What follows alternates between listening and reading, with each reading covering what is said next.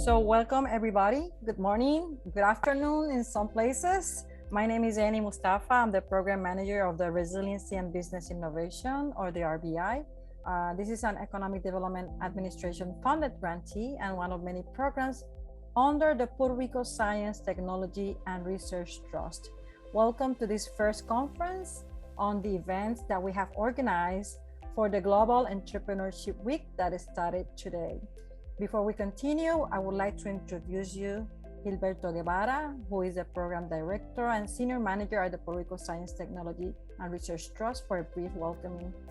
Gilberto.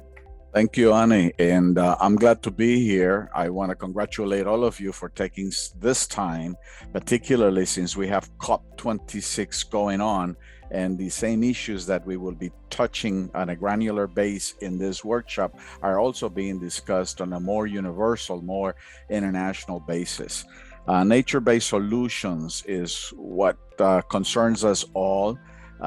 We know what damage the man has done to our environment. We want to continue to produce economic development on a viable basis, on a sustainable basis. So the conversation that you all will engage in today and the presentations that you will hear today, hopefully will give us a blueprint for how to build a new environment. How do we face this climate change challenges in the future?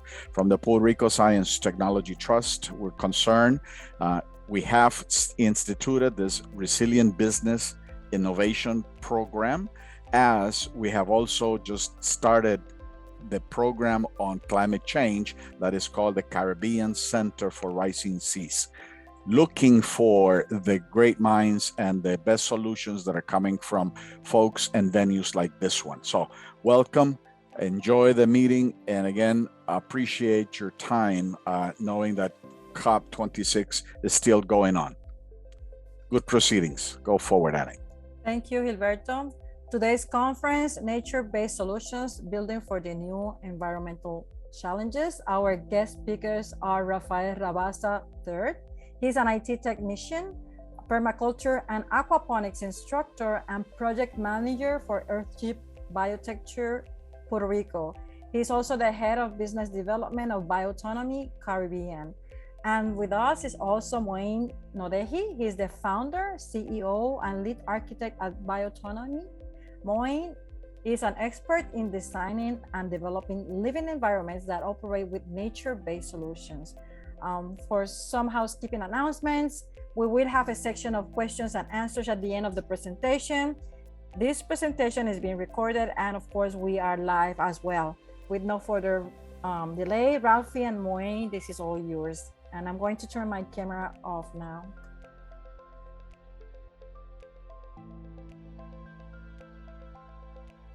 Okay, thank you very much for the introduction. I'm Moein Nodehi, and I'm here today together with my dear friend and colleague, Rafi, who's in Puerto Rico. So we have a presentation for you all today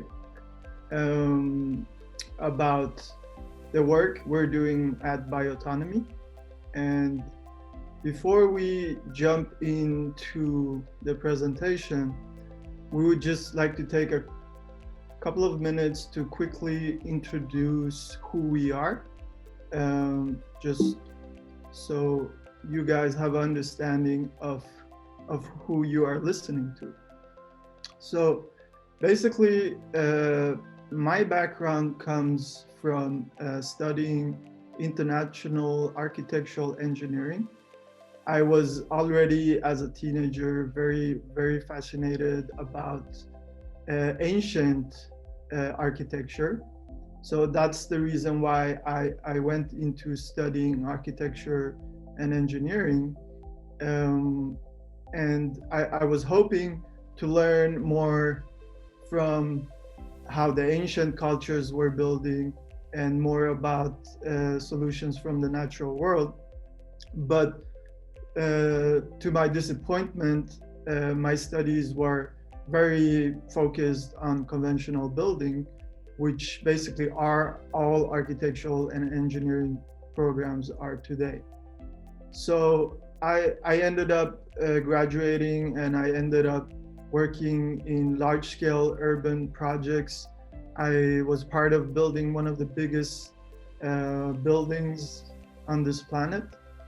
And during that project, which was in Dubai, was when I completely realized how conventional construction, how destructive it is for our planet. I realized that I do not want to waste my time on something destructive, and I decided to go back to my passion of understanding how ancient cultures were developing their buildings. So I started to do more research and get involved in different organizations who were already changing the direction of architecture and construction.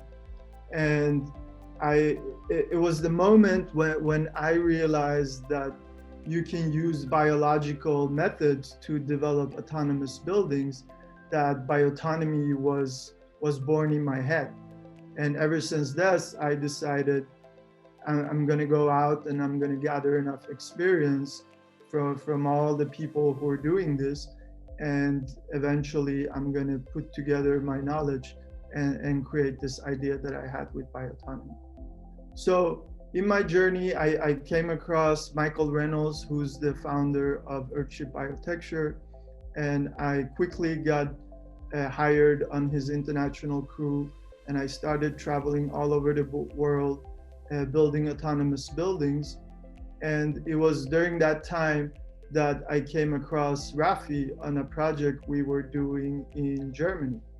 So from there on, me and Rafi, we clicked right away. We became good friends. I shared to him my ideas about bioautonomy, and he was already, very interested to help me to make it happen.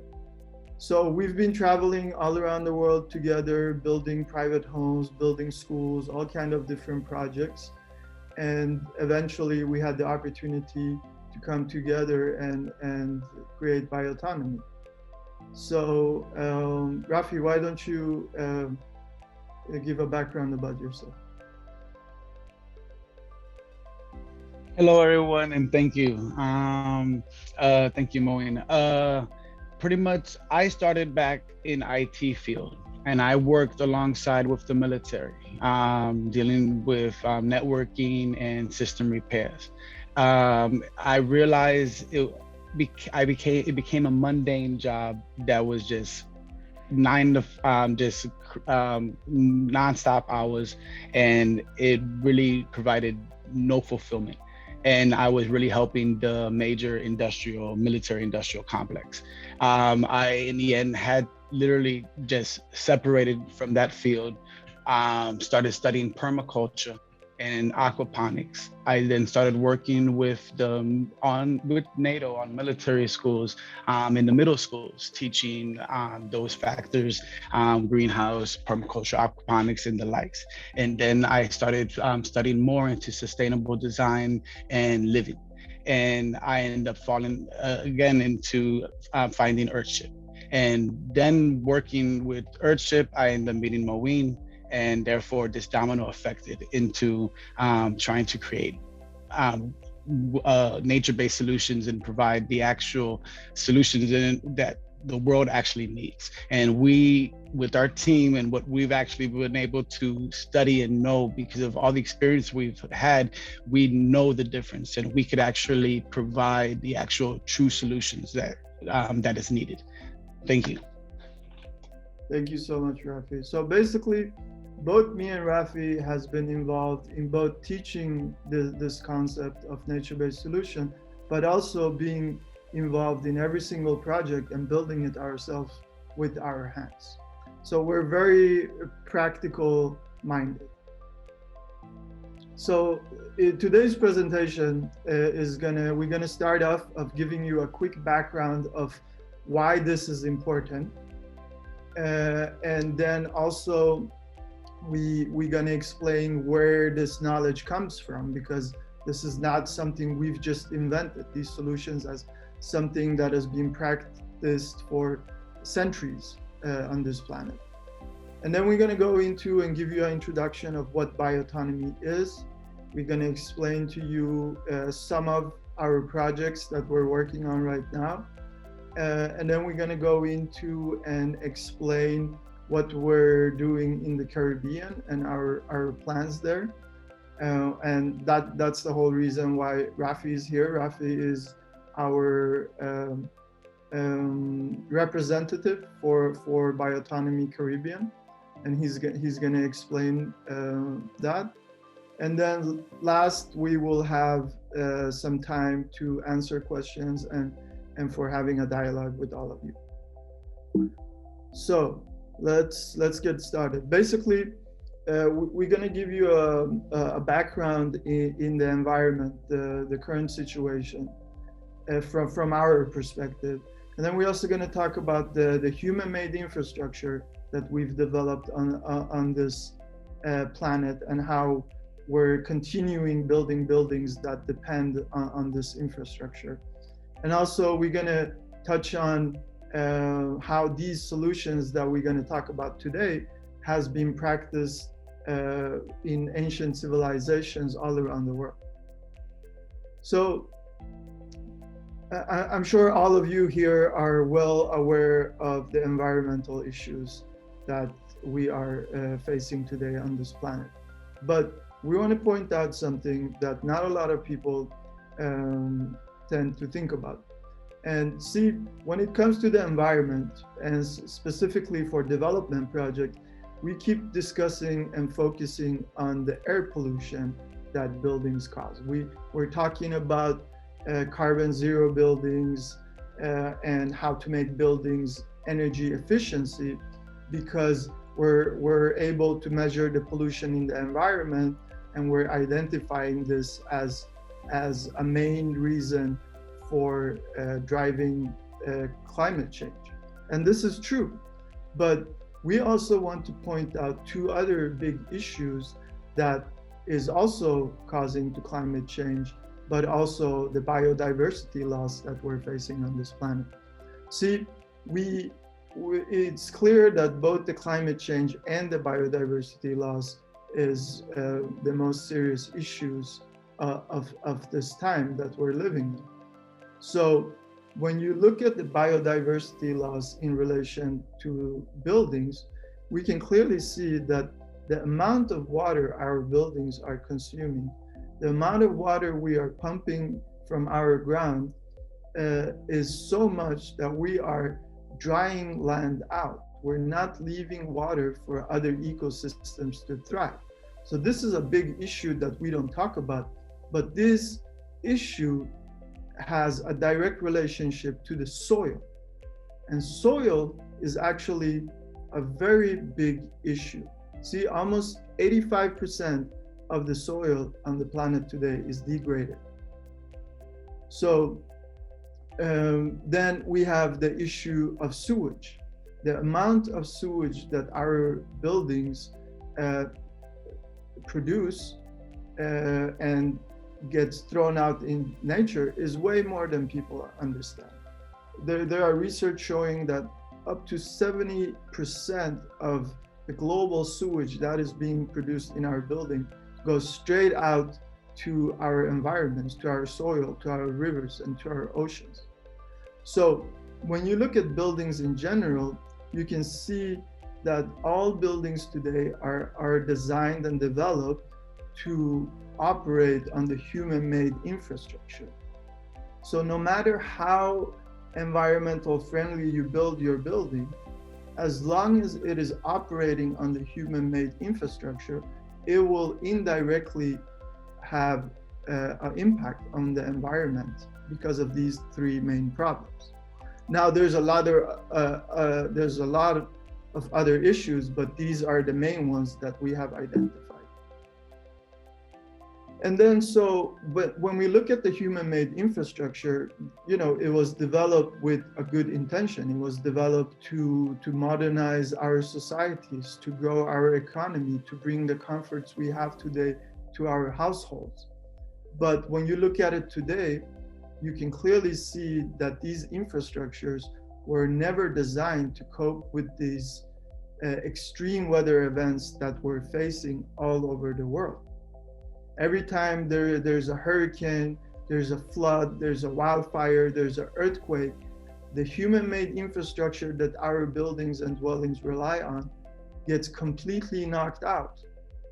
I know a lot of people here in the audience are from Puerto Rico, and you guys have, experienced this by yourself. There's still people on this planet who does not realize the importance of this issue.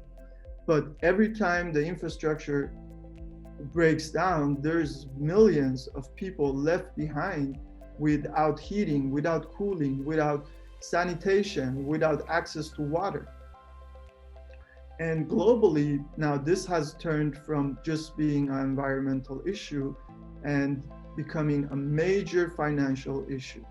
Just United itself is facing $360 billion annually in expenses of rebuilding the infrastructure all the time. So nations around the world, governments have understood that this is a serious issue.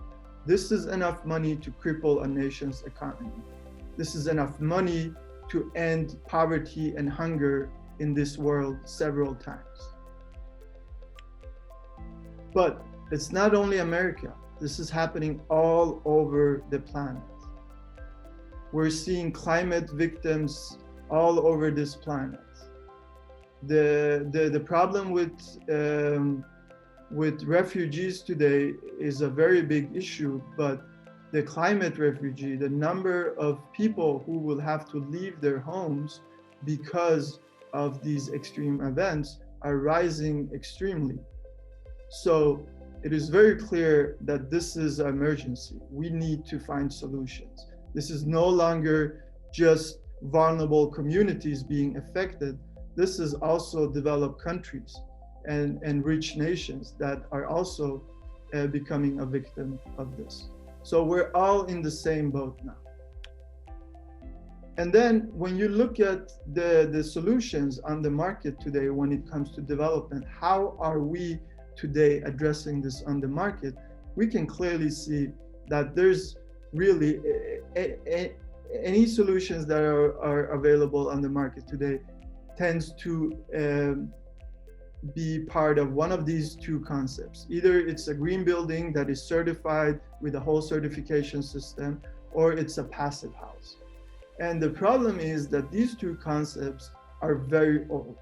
These two concepts was developed 40, 50 years ago when the environmental concern became a public conversation.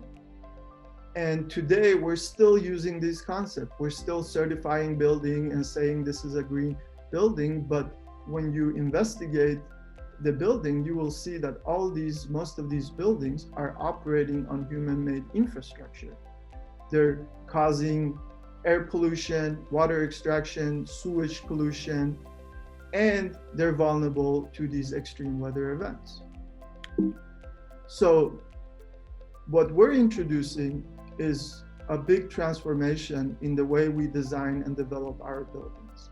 See, so far for the past 50 years, we've been very focused on using technical and mechanical solutions to develop our dwellings. And this clearly comes from the Industrial Revolution when we invented all these machines and boilers and air conditioning systems, that we basically started just building boxes and then plugging them into the infrastructure to make our buildings operate. Now we're realizing that these things that we're plugging in our buildings now today are extremely vulnerable and they're collapsing. So we're presenting the concept of going back and learning from how nature is creating dwellings on this planet. See, everything that we're trying to, all the essential services that we're trying to create in our buildings there is an infrastructure for it in the natural world. See, we humans, we create a water and sewage piping system. When you look at the natural world, there is an infrastructure for water. It's called rain. Nature is able to move water from one part of the world to another side of the world, way more complex than we humans would ever be able to develop, and way more reliable. So clearly, the natural world has evolved on this planet for 3.8 billion years. The amount of solution that nature has developed is far ahead than what we humans have developed. Thanks to the science of today, we are able to study nature way more in detail and understand the design language of nature. So we're able today to mimic the solutions that already exist in nature and implement them in order to address our own challenges. So when we design a building, we ask ourselves, how would nature design a building? How would nature create heating and cooling? How does nature transport water? How does nature filter water? How does nature treat sewage? So we look at all of this because all of this exists in the natural world. And we mimic those processes, and then we implement those in our architectural and engineering plans. So what I want to point out is that nature-based solution is not something that we came up with. This is a global revolution that is happening all over the world.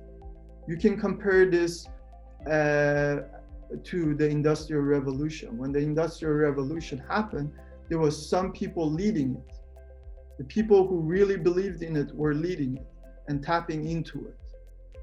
And this is what's happening now. Industries all over the world, any kind of industry you can imagine, is tapping into this concept. Just to give you a simple example of another industry who's using nature-based solutions. The automotive industry, when they develop cars, they use extreme amounts of toxics and chemicals to create the paint that you see on all the cars on the road today. Some people raise the question about how does nature create all its colors? Let's try to mimic that.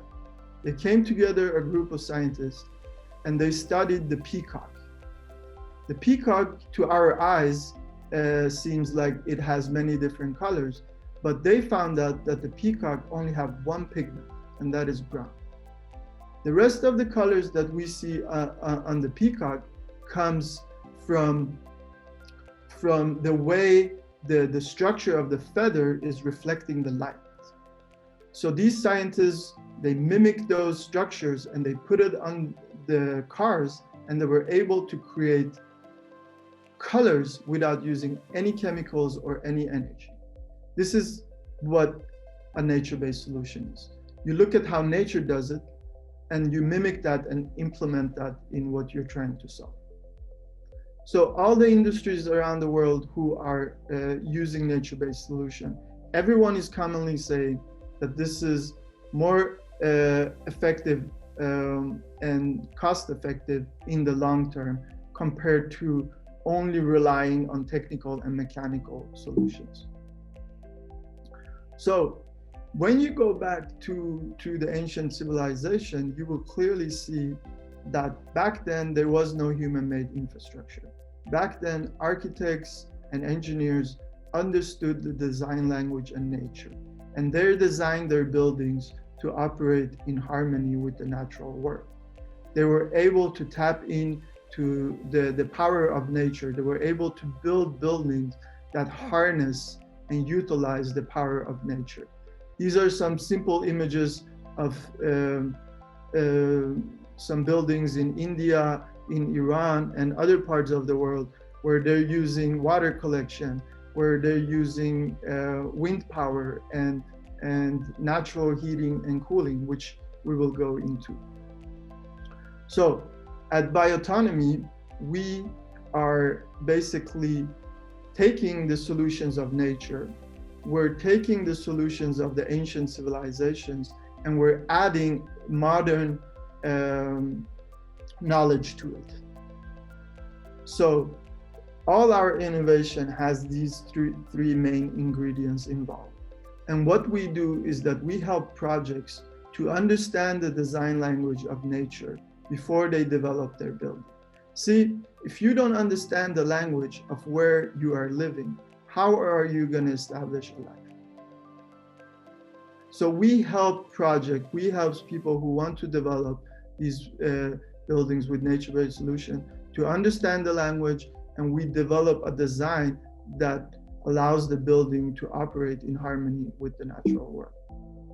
So today we offer architectural services, we do construction services, we actually build the buildings that we design.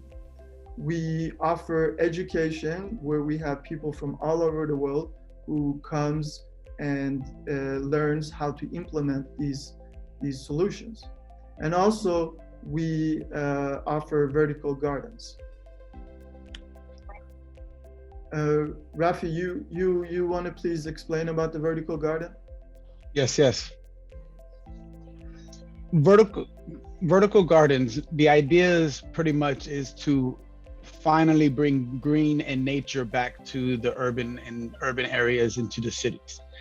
We have many structures now that are just concrete blocks and not providing any type of give back to the environment and or to the people that are living in the structure. So the purpose of vertical gardens is to finally green the urban areas and provide actual nature, bring nature back to the cities. We do major options that major benefits that vertical gardens provide. One option is reduce urban heating. When plants actually grow, they actually absorb and absorb the light, and they actually provide shade. Therefore, that actually provides reduces the actual structural heat of the building, and then actually reduces the heat of the urban area in your location. You could have a vertical garden in your street, and you'll actually feel the coolness in that street compared to if you're in another block without that vertical garden. Then, as well as it increased the insulation values to the building, therefore decreasing cost to the building as in requiring to cool it. As well, bringing in vertical gardens increases the real estate value. Need to understand that in the future, and already there's been a lot of initiatives throughout cities in the world that the already structures that are currently already constructed, they must now start to reduce their carbon footprint. So companies that have large structures, buildings, residential high rises, all the likes, now if they're the owner of these structures, they will now need to start finding ways to bring down their carbon emissions. If not, there's going to be a chance that they're going to start being affected by future taxes or they will not be able to qualify for incentives because their building is beyond the CO2 carbon limit. Doing this not only increases the real estate value of the building, but as well as provides those CO2 initiative carbon reduction initiatives. Therefore, that allows them to qualify for so much incentives, as well as therefore meet the requirements that that will be required in the future. As well as we could grow food, and as well as the idea you could grow food within the urban areas that normally would just be concrete walls, but as well, because of the growing of the plants on the walls, it reflects noise because sound bounces, and therefore is trapped within the plants, therefore absorbing, making the actual urban areas quieter. And then, of course, each plant absorbs carbon, therefore reducing the carbon emissions. You see on here on the slide that it says the buildings could be, the vertical gardens could be scalable. They could be as large as high as the sky rise, or they could be as small as a simple sign in front of a cafe, pharmacy, or bank. Anything is possible, and it's all scalable. The idea is to just bring green back into our areas, because there's so many structures that are already created. Now we can start retrofitting and bringing green back to those. We have an example. Great, Rafi. Rafi, I know how much you love this video, but looking at the time, I think we need to skip it. Are you okay with that? It's more than welcome. Maybe 30 seconds, 10 seconds, but yes, go for it, sir. We'll make it short. But here's you continue after. Put it in the middle.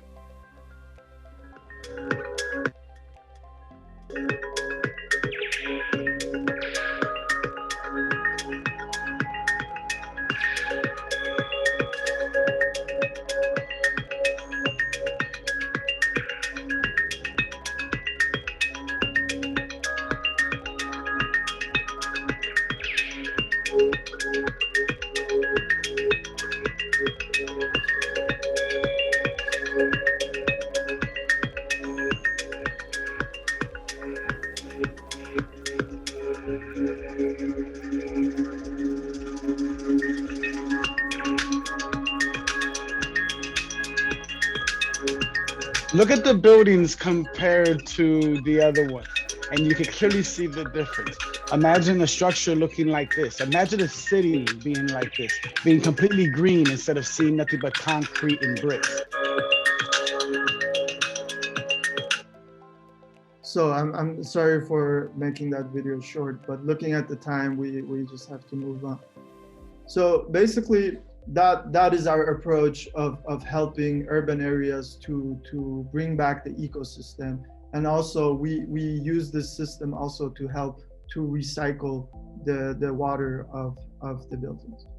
And then we have 6 nature-based solutions that we integrate in our architectural designs to help develop autonomous buildings that operate on the infrastructure of the natural world rather than relying on vulnerable human-made infrastructure. So I'm going to quickly just go through and explain these solutions, how we use them.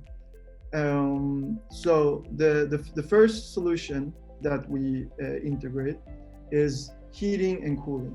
See, the biggest energy consumption of buildings today, up to 80%, depending on the climate, goes straight to either heat or cool your building. So we have, by combining three already known concepts together, we've learned a way of designing and building buildings that can completely heat and cool itself naturally. Basically, the way it works is that we take in account the sun in our designs. We use the energy of the sun in a climate we need to heat, and then we block the sun in the climate we need to cool. And then we also create a thermal storage that most buildings don't have, but it's called thermal mass, where you can actually create a natural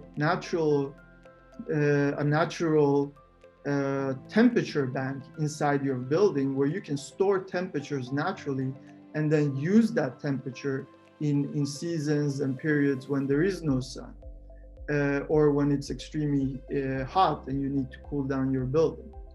And then we also integrate microclimates inside the building that creates a buffer zone between the living area and the outside world to naturally reduce the heat loss of the building. So all the buildings we build completely heat and cool itself naturally without using any electrical or mechanical components. This is all based on the laws of physics and biology and some common sense. And then we integrate a natural ventilation system in our buildings that is also inspired from ancient buildings. See, the way we heat and cool the buildings are strictly a practice that was integrated into all buildings in ancient times. There are examples of buildings in Iran, for example, in Persia, that you see on these pictures, where people have been living in the desert where it gets extremely hot, but they were able, by using these methods, they were able to not only cool their buildings, but they were also able to create ice in the desert naturally. And that's what the picture up to the right is showing you. It's the world's first ice machine, but it's doing it all naturally by using this concept.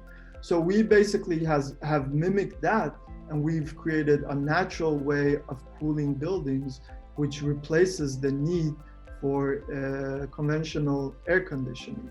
So basically how it works is that we take the air from outside and we make the air travel under the ground where temperatures are naturally cool before the air enters the building. And then it enters with a cool breeze. So basically we're integrating this in all our buildings. And then we have a water harvesting system. All the buildings that we build are able to harvest, collect, and filter their own water all the way to drinkable water. So the way we do it is we design our roofs and our landscape in a way that when it rains and when it snows, we take advantage of that. Instead of having to dig 100 meters of wells under the ground and pump up the water from the ecosystems. Then, in order to address the sewage and the waste issue, we reuse all the wastewater that the buildings produce for growing food and for restoring ecosystems. So the gray water, the sanitation water that we humans use for showering, for example, we automatically recollect that in a greenhouse zone where we use it for a second time to irrigate plants that are for edible plants. And then we recollect that water again and we use it for a third time to flush the toilet with recycled water instead of flushing it with fresh drinkable water, which a lot of countries do today. We then take that black water from the toilet to a tank and we transform it into liquid with the biological method. And then we use that water for a fourth time to help and restore ecosystems outside in the landscape. And below you can see some images of real solutions, and basically it just is a jungle. The whole thing is dimensioned in a way that in the end of the cycle, the plant has consumed all the wastewater. There's no need to use chemicals. There's no need to throw it out into our environments. And there's no need to bring a truck to come and pump out your sewage. Nature can handle this, if you understand. So that leads us to our fifth principle, which is that all our buildings are able to produce fruits and vegetables indoor and outdoor. And there's a lot of benefits of living with plants and having close connections with plants. And some of them are that it helps to clean the inside air, but it also helps to boost our immune systems because plants release certain things in the air that when we humans breathe it, there's research on this, it boosts our immune system and make it stronger. And then we also use renewable energy by harvesting the power of the sun and the power of the wind to create electricity in our buildings for appliances and for some simple lighting. So basically what we've learned out of that is that using all these 6 principles, we can help eliminate the carbon emissions of buildings during the operation phase. We can reduce the operating cost of buildings up to 95%. So you no longer have to pay for water, sewage, electricity, etc. You have no utility bills. We can help to minimize or eliminate the energy consumption for heating and cooling depending on the climate and on the project. We can decrease the water consumption with 75% by reusing the water 4 times. We can reuse the wastewater for producing food and for restoring ecosystem. We can bring food security and water security to areas where they don't have access to it. We can build resilience for both our societies and our ecosystems, because when an extreme weather event happens, when the human-made infrastructure collapses, we know that every individual building is still able to operate and produce the essential resources that we need. And also, it really helps us to reconnect to the natural world. We humans, the reason we're not being sustainable is not because we can't do it. Being sustainable is actually very easy. The only reason why we're not doing it is because we're not conscious enough. We're not conscious enough of how our water, when we consume water, we have no idea where it goes and what it affects. But in these houses, if you put chemicals down your drain, you know it's going to affect your food. So you're going to be conscious about not consuming chemicals and products like that. So today we have projects all over the world, and as we're developing projects, we're also developing standard models that will function in different climates. So depending on what climate you are in, we're able to either provide one of our standard solutions, or we're able to create a custom design for your specific climate. I must skip this video, Rafi, where, I'm sorry, man. I show a little bit in the beginning, but we're really lacking time, so I have to move forward. This is one of our designs called Model 909. And then I'm gonna flip through quickly here through some of the projects that we've developed. We can share all these videos and these presentations to anyone who's interested and wants these, and as well as can find it online on our website. Yeah, they're all on our website. So we had the opportunity to build the world's first autonomous cultural center in Lebanon. This was in collaboration with a local NGO, where we made this project into a peace building program, where the NGO brought in people from different religious groups that were constantly in conflict with each other, and they put these, and most of them were youths, they put them in the same project and had them work together and develop and learn how to build these buildings with nature-based solutions. And it was a great and amazing opportunity for us to see how you can resolve conflict by developing buildings like this. And this project was recognized by the UN Habitat for as one of the top innovative solutions for helping to transform waste to wealth and for contributing to the Sustainable Development Goals. Then we also had the opportunity to work on a project that was put together by a team called TAGMA in South America. And this is a Earthship design building where me and Rafi participate. This building is autonomous school. It's a primary school where the children were a part of developing this project, and today in the classroom they're learning about all these nature-based solutions. And this project won the first prize award of the Premios Latin America Verde. Then also recently, I've been personally involved in another Earthship project where we're developing the first autonomous school in Haiti using the same principles.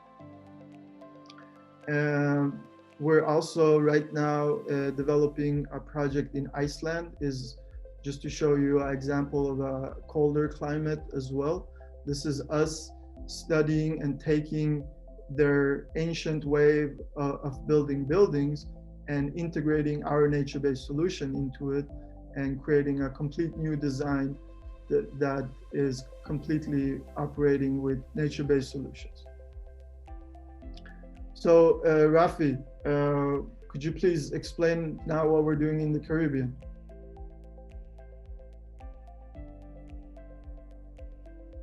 Rafi? Okay, I think we lost you. So I'm gonna go ahead and continue until you come back. Let me know when you're back. By the way, can I just get, oh, I think you're back, Rafi. Test. No, okay. Could I just get Annie, do you hear me? Just to make sure that I'm still connected? Yes, you're connected. I'm Okay. sorry, I don't know what happened. I lost connection. I'm back. Okay, go ahead, Rafi, and have in mind the time. See, okay, so what we're trying to do here in Biotonomy, we want to make for here in Puerto Rico, we want to make the HQ for the rest of the Caribbean, and the idea is to try to bring nature-based solutions throughout the Puerto Rico and the rest of the Caribbean.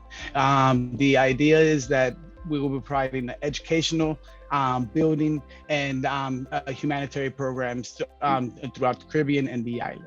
So we have major fronts. We have a business front, and here in headquarters is going to be in Puerto Rico.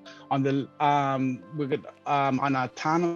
the business side, we're going to be focusing on ecotourism in rural areas, vertical gardens, renaturing urban areas, as well as retrofitting current structures to provide nature-based, our nature-based principles to these structures that are currently already made. So therefore we could green our current structures and cities in urban areas. And then on the NGO side, we want to provide the educational campus, providing actual educational opportunities to people so that they can actually learn our principles and understand the designs, and then they could take these ideas and make it their own and provide opportunities to their communities and land. And then of course social projects, working along governments and communities and other nonprofits to being able to just actually grow and empower communities.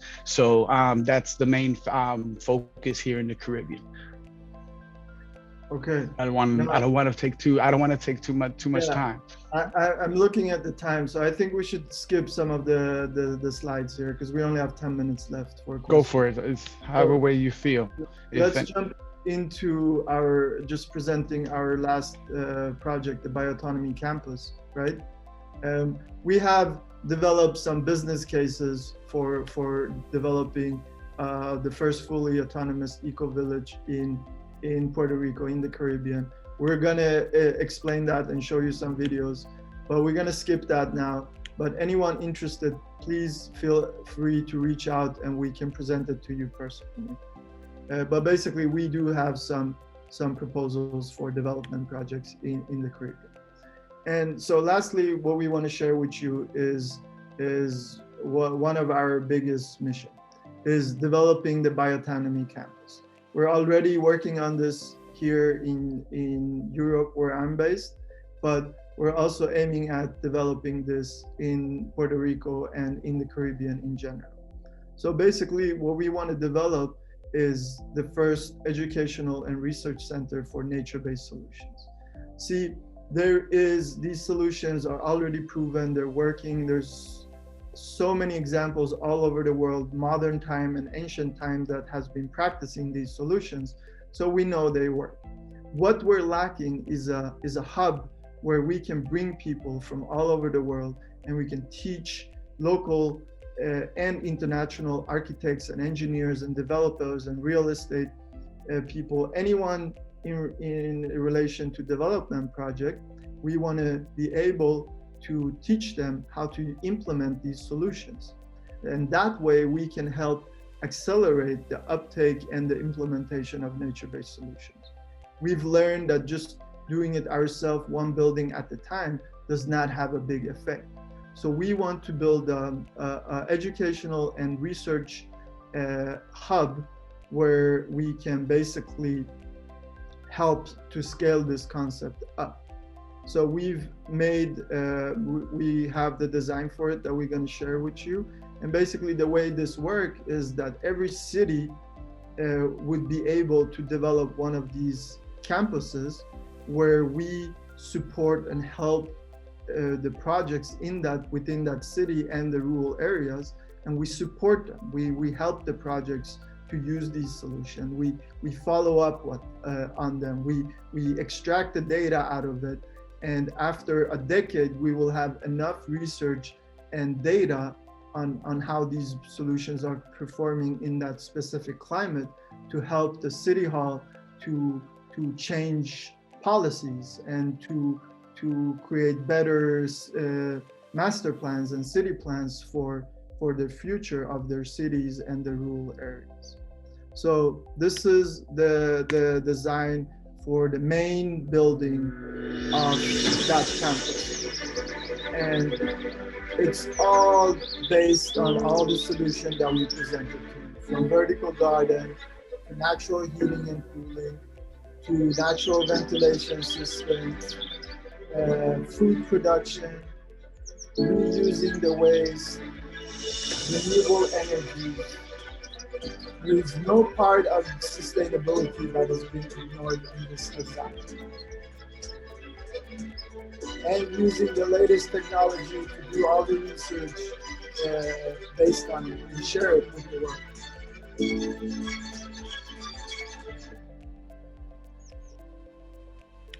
So with that said, thank you everyone for tuning in and for taking your time. Thank you. For being a little bit over time here, Ani. But everyone who wants to learn more, please, you can find more information on our website. And also feel free to join us on our social media platforms and be part of this journey. Well, thank you very much. So big applause to our speakers for today. Thank you very much for what you're doing here in the world, because this is a world thing, not only in Puerto Rico. Thank you for choosing also Puerto Rico as part of this great project, and we are looking forward to meet you personally, right, at some point here. So we have a few questions. This one is targeted to, of course, Puerto Rico. It says, in Puerto Rico, there are thousands of abandoned buildings that are summed to the limited availability of places to build in a context that is constitutive to other factors, and that are product of environmental and economic issues. Have you considered integrating such solutions to abandoned buildings? Or if it's cost effective as well, right?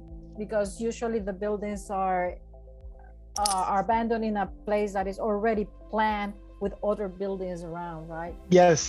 But the thing is, that's a great question. Aquí in Puerto Rico, you're right. There's many abandoned buildings, and as well as buildings that if they're not abandoned, it's just, you can clearly tell they're in need for renovation, especially buildings that are lived in by a lot of elderly in Puerto Rico. Yes, because of the buildings, we kind of have an advantage that the buildings are all very block, square, concrete, and they're just very squared buildings. That allows us to actually retrofit these buildings and actually practice the nature-based solution principles that we actually offer. For example, a lot of the buildings are flat. Makes it very simple for us to just put the solar panels on top, make rainwater catchment.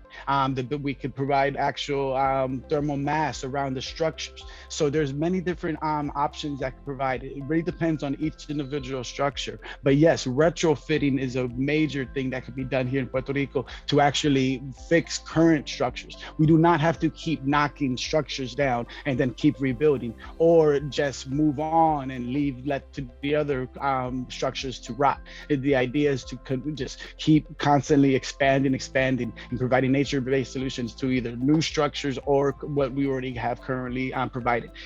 There's many ways that could be done, either through initiatives, working through NGOs, working so we can start actually fixing and repairing communities, schools, and the likes, and then of course the private clients and so on. So there's many different options of way on we can doing that, but retrofitting is a very, very big key and an option here in Puerto Rico and throughout the Caribbean. So just for everybody's knowledge, they do give worldwide support. This is not only in Puerto Rico, so that you will know. And it says here, have you done any small non-luxury projects that you can share? Yeah, absolutely. We've done extremely small scale project. That's how we started, you know, and today we're working on larger projects as well. The one in Haiti, for example, is a pretty small scale project, and also Rafi's been involved in developing a structure in Puerto Rico that is also showing examples of how you can just build a simple hut for yourself as well. So you can reach out to Rafi and he can share more and take you and show you as well. Do you have a volunteering program?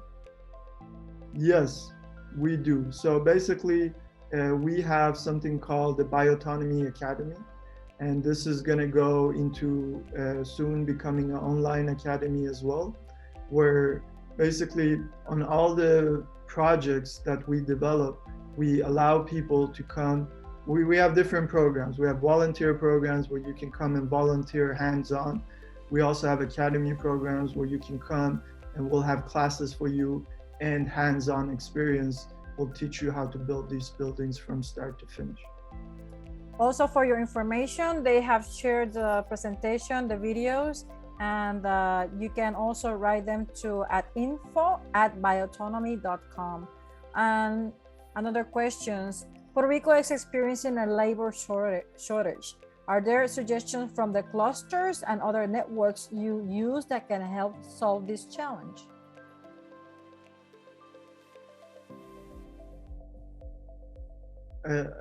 There's a labor shortage of laborers. Yes. Yep.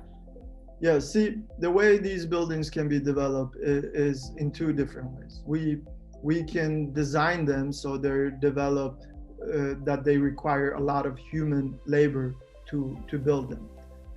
And it's more kind of a community approach where the community comes together and helps build this. But we can also design them in such a way where we're using less labor and we're using more machineries and other solutions to build the buildings. A question about vertical garden. What about the downfall of having plants growing on the wall? Does it degrade the wall? That's a great question. You want to go for it, Mo? Go ahead, Rafi, go ahead. That's a great question. The vertical gardens are actually not physically making contact with the original wall of the structure. There's an actual barrier that we put in between, and then there's another board or wall that's actually added onto that, and then that is where the actual vertical garden grows onto. Therefore, that allows that provides actual insulation to the building. It makes the building not actually getting exposure from the outside environment. We all know how it is in Puerto Rico with the sun and the weather and the salt damage. It even eats away concrete, or things have to be constantly pressure washed because of algae and things growing on it, or constantly repainted. Therefore, with the vertical garden, you're not only protecting and insulating your walls, but you're actually making it getting it not being affected by the outside environment, being moisture, being at the direct sun, being all the salt and the likes. Great question. Also, can you please tell us more about your standard models? Are making them like ISO Federation compliance, I guess? ISO compliant?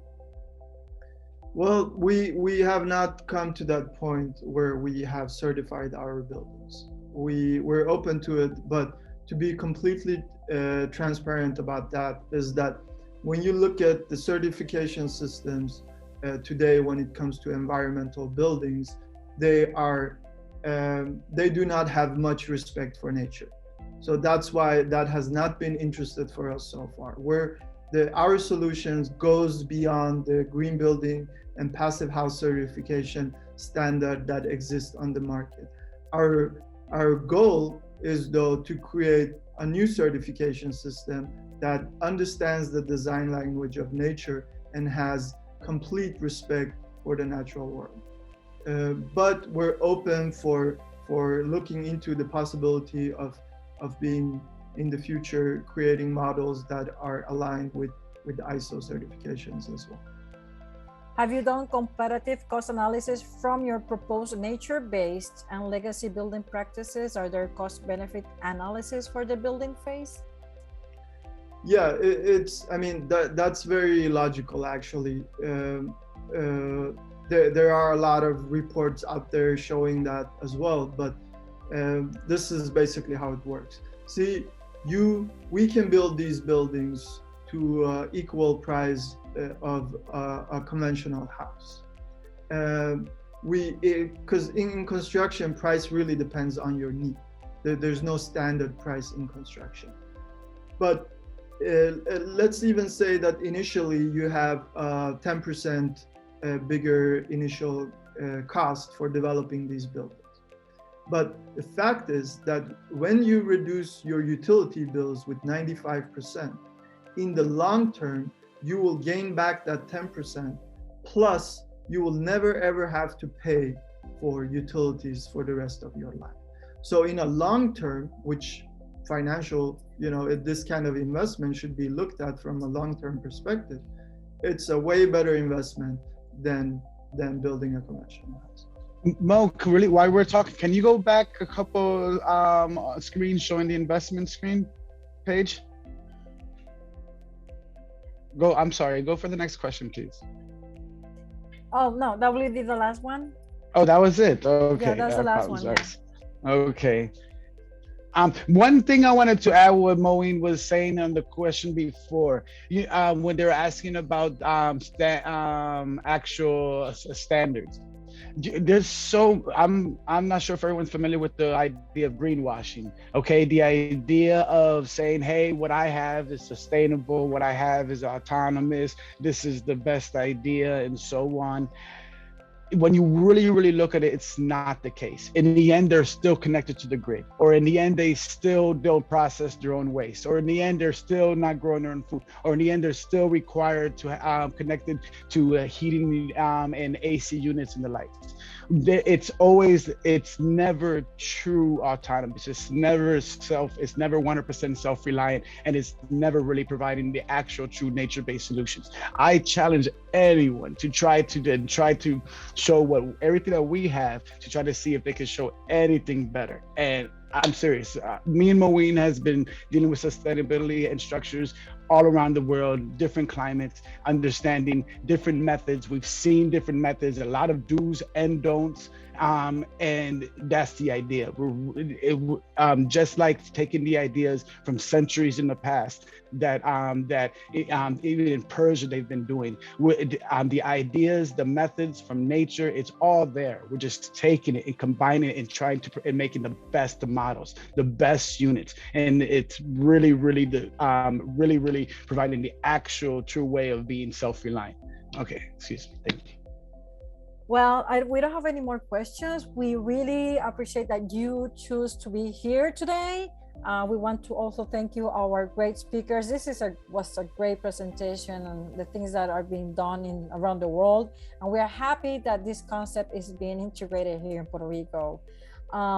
If you're interested in this is the starting of the Global Entrepreneurship Week. We have 5 more additional conferences in other areas like resiliency plan, cryptocurrency, and other things related towards Puerto Rico. And you can go to our website, prsciencetrust.org, and you can check on the events Global Entrepreneurship Week. you can have a list of all of them, and you feel free to register. So thank you again to being here, and this session is over. Thank you, everyone. Thank you, everyone. Thanks Hope to we you. do a lot of good. It was a great presentation. Muchas gracias, Sofia. Muchas gracias. Muchas gracias. Thank you so much. Merci beaucoup. That was so helpful and so not helpful, but also hopeful. Like you are creating hope. So just like two words before I go, I am an architect, and I was like, I'm hearing people, especially young people, talking about this. But as you said, we are already have this conditioning of greenwashing. It is already there. So yeah, and it is so. For me, it is difficult to combine our youth voices with the what is going on, and AI versus NI, natural intelligence, and yeah. So I was yeah. Thank you so much. I'll just say that. Where are you from? Where are you? I'm from Algeria. I'm from Algeria, North Africa. Nice. So nice. Welcome. Thank you. What time is it now? Moein's from Iran. Wow. What It's 4 p.m. 4 p.m. So thank you for being here. Thank you so much. We're going to also send the link and to the people that were not able to be here. So just expect that like in the next couple of days, okay? Okay, real fast, if anyone has any questions, anyone needs to contact, you're more than welcome to contact me. I sent my number. You can contact me through WhatsApp. If anything, I could also forward my email. As of course, you could always contact Biotonomy directly. I forward the website, as well as we also have a YouTube channel showing the models. If you guys ever want to actually look at the videos and not have to download, just look at the YouTube and you can see the models at high quality.